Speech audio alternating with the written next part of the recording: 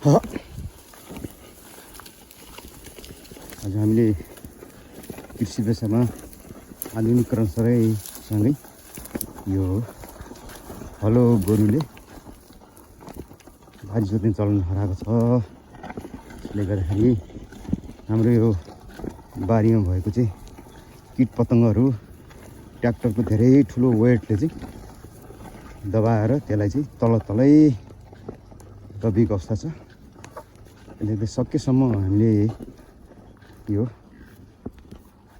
गोरु अथवा राँगाबाट नै खेत जोत्नु उचित हुँदो रहेछ भन्ने कुरा लागेर मैले पनि सुरुवात गरेको छु। र जुन हिसाबले आधुनिकीकरणमा छिटो त हुन्छ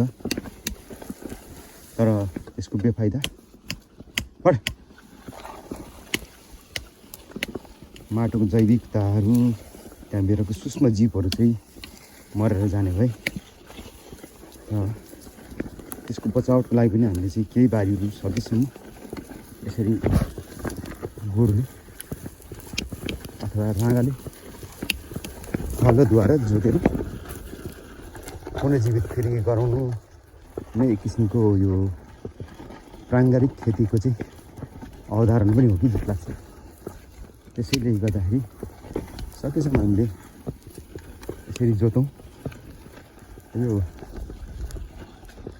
राँगाको खुट्टा अथवा चाहिँ गाई गोरुको खुट्टाले डल्लाहरू फुटाउने जाने र यस्ता सूक्ष्म जीवहरू नमर्ने हुनाले माटोको उर्वरा बढ्छ कि जस्तो लाग्छ मेरो अनुसन्धानमा।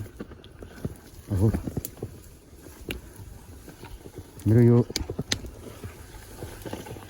20औं वर्षको अनुभव खेतीपातीमा लगभग त्यसको अनुसन्धान अध्ययनले चाहिँ मलाई चाहिँ त्यो लागेको छ।